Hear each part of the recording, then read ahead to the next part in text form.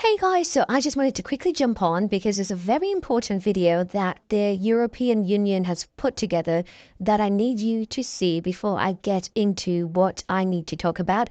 I won't keep you long, but I really need you to see this video, so here it goes. Check it out. It's Hadja Lahbib. Welcome to What's in My Bag Survival Edition. First up, my glasses. Super important if you want to see what is happening or not. Next, my document in waterproof pouch, a must in a rainy Brussels. Now, let's talk about lighting. I have a flashlight. If you don't forget the matches and of course, the light.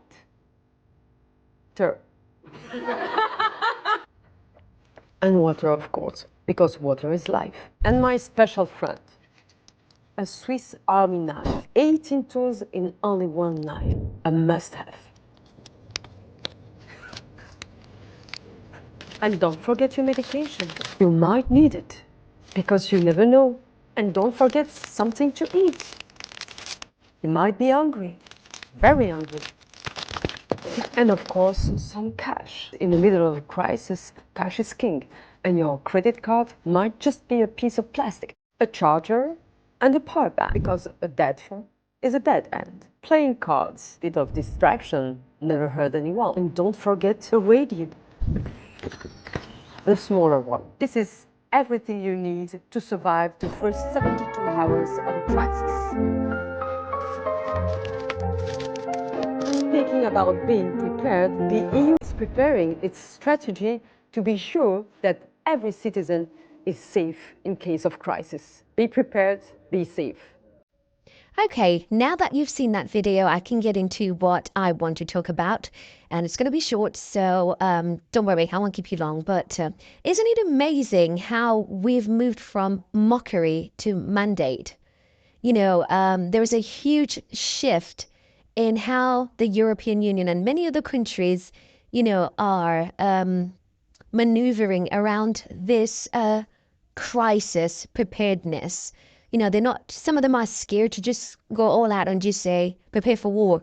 Because, I mean, come on, if we are to be real, we know what's going on. We see it out there. We see the political climate and how things have changed. But the thing that really gets me is the fact that just nearly over a decade ago, I remember, like many of us individuals who chose to take a more proactive, step towards preparation for potential crisis, we were often labeled as preppers, weirdos, and, frequently dismissed as eccentric or labeled as conspiracy theorists, And it's funny that tables are now shifting, tables are now turning, and things are no longer like that. All that meticulous planning and stockpiling and preparing, even though it was a subject of ridicule back then, just nearly a decade ago, but now it is the thing that even governments and, unions, a big union like the European Union are now encouraging and mandating for their citizens. So kudos to those who've always known, been in the know. And I know there's still some people who are ridiculing this, who are laughing, but trust me, this is not something to laugh about. It is not something to laugh about. You need to be in the know of what's going on around you. Be intentional about the places where you are situated, located. Be very meticulous about your planning and everything that you're doing.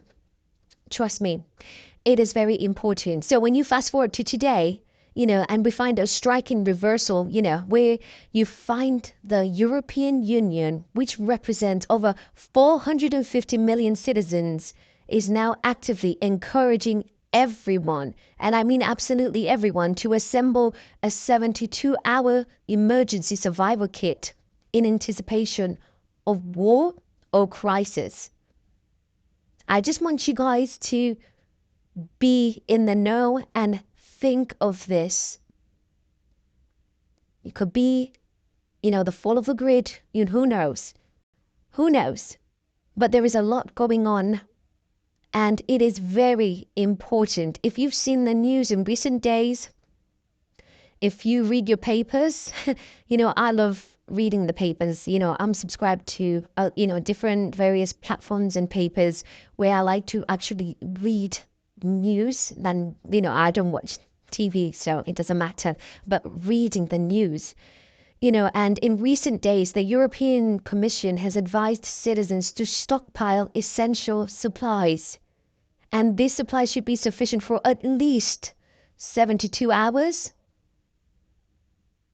So if you go and have a read around, you're advised to, keep such items as food, water, flashlights, identification papers, as you've seen in that video that the European Union have put together, the one you've just watched, and make sure that your identification papers are nice and safe in a waterproof bag, medications that you need or don't need but may need, just get it all together.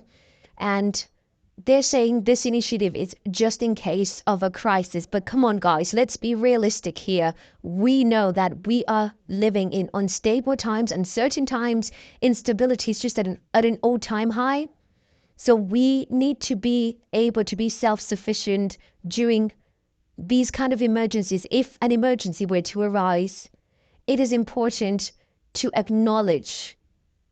It is important, and I repeat that again, to acknowledge that times are no longer the same. We're not living in the olden days anymore. Times are no longer the same. Peace is very shaken at the moment. We're living in shaky grounds. There was just so much modern threats, cyber attacks, natural disasters, armed aggression. There's just so much going on. There is absolutely so much going on. But I want to encourage all my friends. I call you guys friends, brothers and sisters, family, whatever you class yourself as, on this page. But I want to call on you.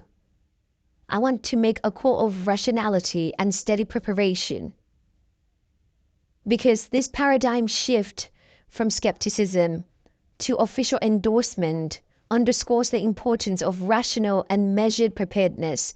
And if a big organization like the European Commission, European Union can, come together and agree and see the importance of this, who are you to not see the importance of this?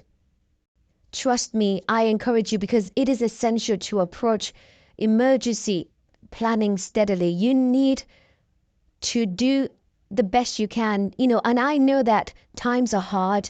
I know inflation is high. I know that the economy is not doing exactly great. But every month when you get paid, put a little something aside, go to the store, buy little tinned foods. Little by little, you are building a little emergency stash. That way, in the event of an emergency, you have your go bag that's ready. If it was the case that you had to leave your house, you have a go bag that's ready. If it was the emergency that you were locked in your houses, you have a go bag, or rather you have your, what should I call it, like a stock cupboard that's ready with essentials that you need for that period of time that you can't access help. So I encourage you to be proactive, plan steadily. Avoid panic-driven decisions. Because I remember when, not so long ago, when we were in that situation, that was all over the world. There was a lot of panic-driven decisions, a lot of panic, buying, and to the point where other people were left without. But let's not do that. Let's be proactive by assembling necessary supplies, and just let's formulate some type of contingency plans with our families, with our next of kin, our contacts, whoever that person is for you. Let's do this. Let's formulate contingency plans, because it's very important. Imagine if your child was in school and an emergency happened. What is your contingency plan? What have you taught your children? Where would they go? What would they do? Where would you meet them? If it was just chaos going on in the world, what is your contingency plan? What have you formulated for you and your family? These are things that we do not like to think about. And I know that people say scaremongering and things like that, but this is not to scaremonger anyone. This is not to get you apprehensive. This is not to get you anxiety up. If anything, this is to prepare you so that in that event, your anxiety is not up and you're not in a state of panic because you did not prepare. So I want us to, navigate this situation with confidence and composure. Those are the words I can use. Let's navigate this potential crisis or potential war with confidence and composure. And I know that it is not a good thing to think about, but unfortunately we are where we are, and these are the times that we are in. So I encourage you that in these times of uncertainty and potential conflict, let us remain steadfast. I know that it's natural to feel, apprehensive. However, as this is, like a faith-driven page, it is a Christian page. We believe in Jesus. We believe in God, the Father, God the Son, God the Holy Spirit. This is just to encourage you to say that God is our refuge. I just wanted to offer hope to all of us, even to those who do not believe in the faith. That is okay. But as long as you're watching this and you take something away from it, I just want you to rest assured that, you will find peace in God. There is peace in God. There is assurance, and just, stability and steadfastness in God. So I want to just encourage us today to remain steadfast, to not lose hope, and to just be, reminded that God is our refuge and our strength. So if we open our Bibles to Psalm chapter 46, verse 1-3, it reads, God is our refuge and strength, a very present help in trouble. Therefore, we will not fear, though the earth be removed and though the mountains be carried into the midst of the sea. And then Isaiah 41:10 reads, do not fear, for I am with you. Do not be anxious, or rather, do not anxiously look about you, for I am your God. I will strengthen you. Surely I will help you. And last but not least, Romans chapter 8:31 says, if God is for us, who can be against us? I love this passage so much. Romans chapter 8:31. If God be for me, who can be against me? That's what I constantly, recite and sing and speak over my life, my family's life. If God be for us, who can be against us? So I want you to be encouraged today. Remember Psalm chapter 46, verse 1-3, God is our refuge. It carries on. And then Isaiah chapter 41, verse 10, do not fear, for I am with you. If that's the only little words you can remember that. Psalm 46, verse 1-3, God is our refuge and strength. Remember that. And Psalm 41:10, do not fear, for I am with you. It carries on, obviously, but I'm just giving you the shorter version. And then Romans chapter 8:31, if God is for us, who can be against us? If God is for you, who can be against you? Therefore, you have nothing to fear. So, as we close, I just want you to be encouraged.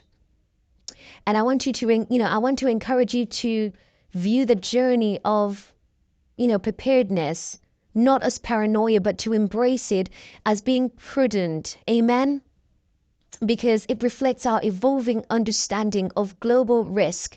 It's not something that's funny. It's not something that, we should laugh about, but by combining practical measures with unwavering faith, I think that we can be in a very safe space where we can face potential challenges with resilience and hope, and let us heed the lessons of the past and let us prepare thoughtfully for the future and trust in the enduring promises of our faith. So I hope you guys are having a blessed day.